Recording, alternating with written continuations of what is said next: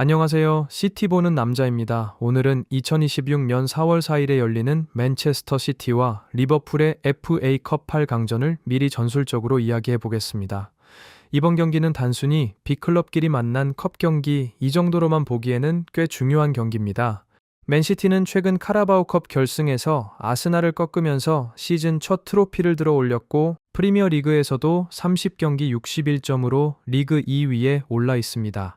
반면 리버풀은 갈라타사라이를 상대로 대승을 거두며 챔피언스리그 8강에 진출했지만 직전 브라이턴전 패배와 함께 여러 부상 변수를 안고 있어 지금 분위기가 완전히 안정적이라고 보기는 어렵습니다. 그래서 이번 경기는 맨시티에게는 상승세를 증명할 시험대이고 리버풀에게는 다시 반등해야 하는 중요한 분기점이라고 볼 수 있습니다. 이번 영상에서는 양 팀의 현재 키워드, 스쿼드 상황, 예상되는 전술 포인트, 그리고 기대되는 선수들까지 하나씩 정리해 보겠습니다. 먼저 맨시티부터 보겠습니다. 지금 맨시티의 가장 큰 키워드는 저는 세 가지라고 봅니다. 첫 번째는 다시 살아난 안정감, 두 번째는 젊은 자원의 등장, 세 번째는 결국 중심은 로드리와 홀란드입니다. 맨시티는 리그 기준 30경기에서 60골을 넣고 28실점만 기록하고 있습니다. 경기당 정확히 2골을 넣고 있고 이미 카라바오컵도 들어 올렸죠. 특히 패스와 점유에서는 여전히 리그 최상위권인데 프리미어리그 최다 패스 성공 팀이고 경기당 평균 587개의 패스를 기록하고 있습니다. 여기에 홀란드는 리그 22골로 다시 득점 선두권이고 셰르키는 리그 도움 8개로 팀 창의성의 핵심 역할을 하고 있습니다. 맨시티 쪽 스쿼드 상황도 보겠습니다. 최근 공식 자료를 보면 베르나르도는 리그 전 경기 출전, 로드리는 경기당 패스 평균 97개 수준을 유지하고 있고 누네스도 팀 내 패스 성공수가 가장 많을 정도로 이제는 단순 보조 자원이 아니라 구조 안에서 중요한 역할을 맡고 있습니다. 또 하나 눈에 띄는 건 골키퍼 쪽입니다. 리그 클린시트 12경기 중 11경기를 돈나룸마가 기록했고 트래포드도 컵 대회에서 존재감을 보여주고 있습니다.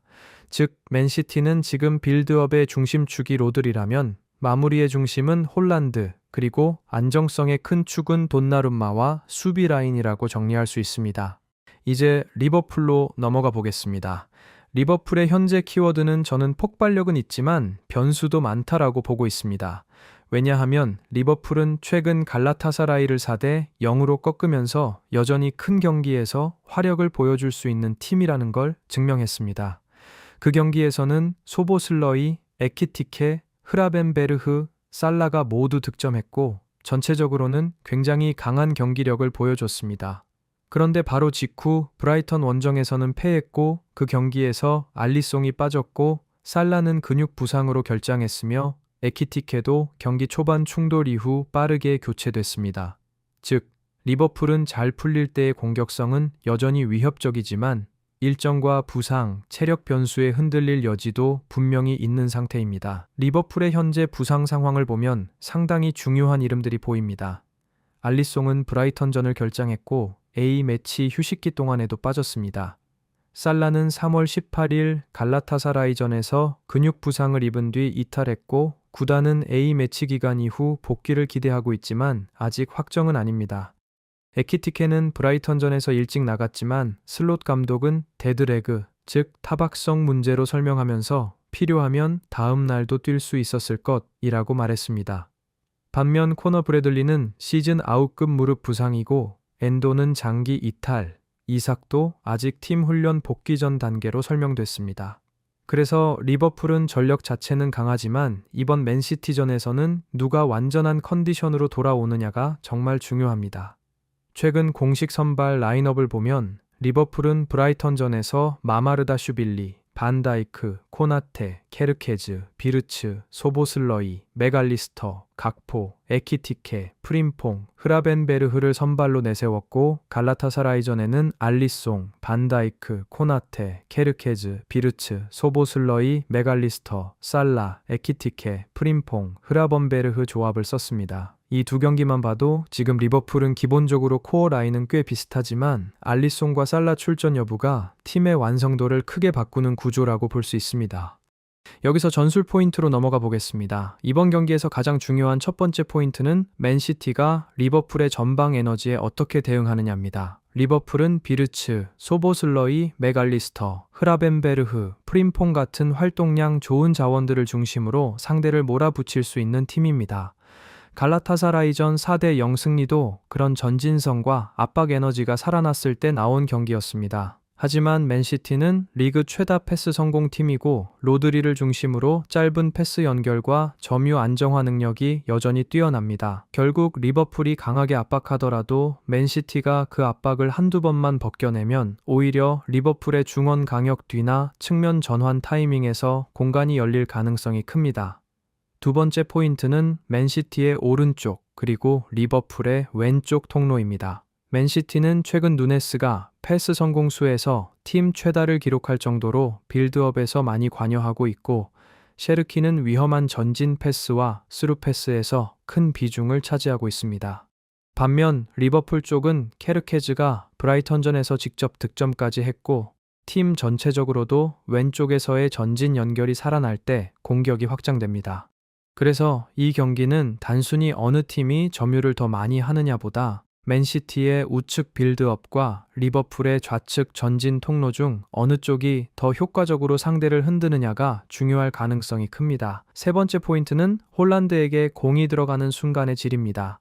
맨시티는 리그 60골 중 상당 부분을 홀란드 중심으로 마무리하고 있고 홀란드는 리그 22골로 다시 득점 경쟁 선두에 있습니다. 문제는 홀란드가 좋은 공격수라서가 아니라 그에게 공이 어떤 형태로 들어가느냐입니다. 리버풀 수비는 반다이크와 코나테라는 강한 센터백 조합이 있기 때문에 단순한 크로스나 단순한 롱볼만으로는 홀란드를 살리기 어렵습니다. 그래서 이번 경기의 핵심은 홀란드 개인보다 셰르키, 베르나르두, 포든 혹은 세메뇨와 같은 이 선 자원들이 얼마나 좋은 타이밍에 패스를 찔러주느냐가 될 가능성이 높습니다. 네 번째 포인트는 리버풀의 골키퍼 변수입니다. 알리송은 여전히 리버풀 수비 안정감의 핵심입니다. 그런데 그는 최근 브라이턴전을 빠졌고 국제 휴식기 이후 상황을 봐야 한다고 공식적으로 발표됐습니다. 만약 알리송이 정상 복귀한다면 리버풀은 후방 안정감과 롱패스 전개에서 훨씬 나아질 수 있습니다.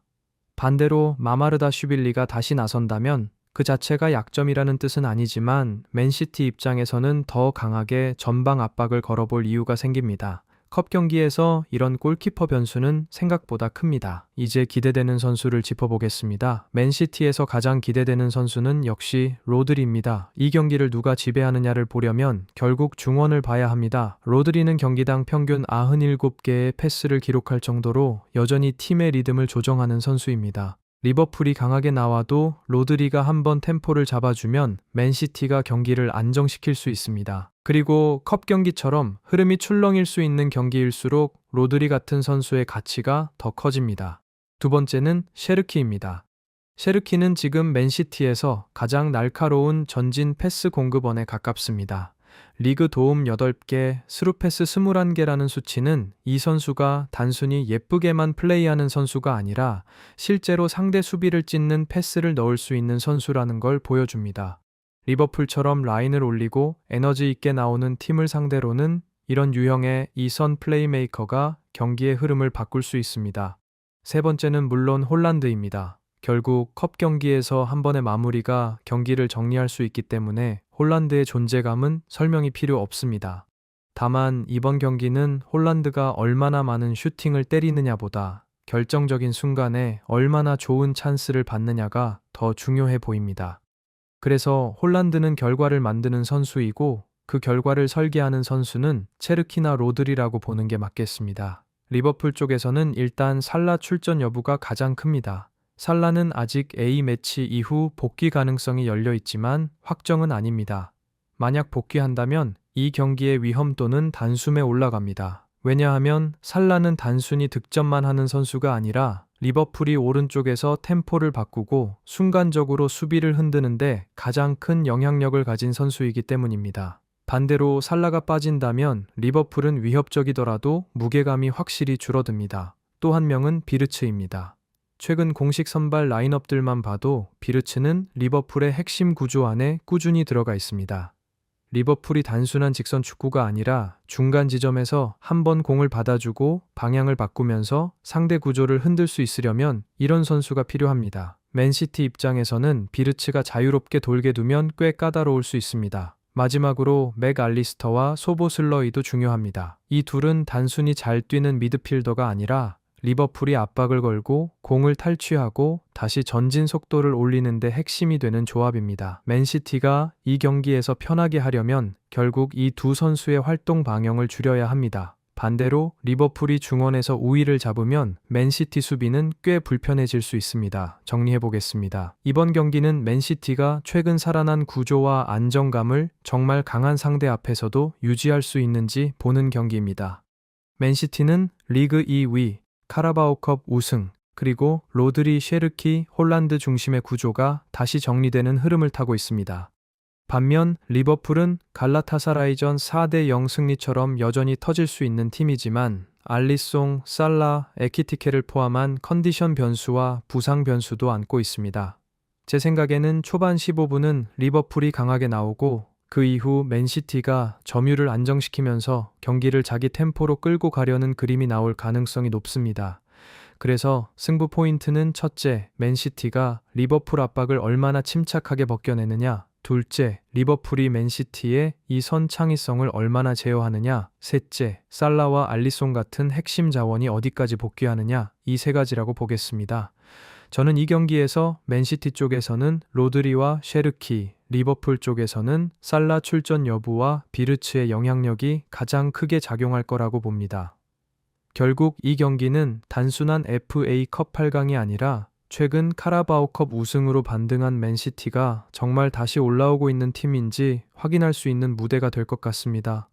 여러분은 이번 경기에서 어느 팀이 더 유리하다고 보시는지, 그리고 가장 기대되는 선수가 누구인지 댓글로 같이 이야기해 보시면 좋겠습니다. 영상이 괜찮으셨다면 좋아요와 구독 부탁드리고요. 저는 다음 영상에서 더 재미있는 맨시티 이야기로 찾아오겠습니다. 감사합니다.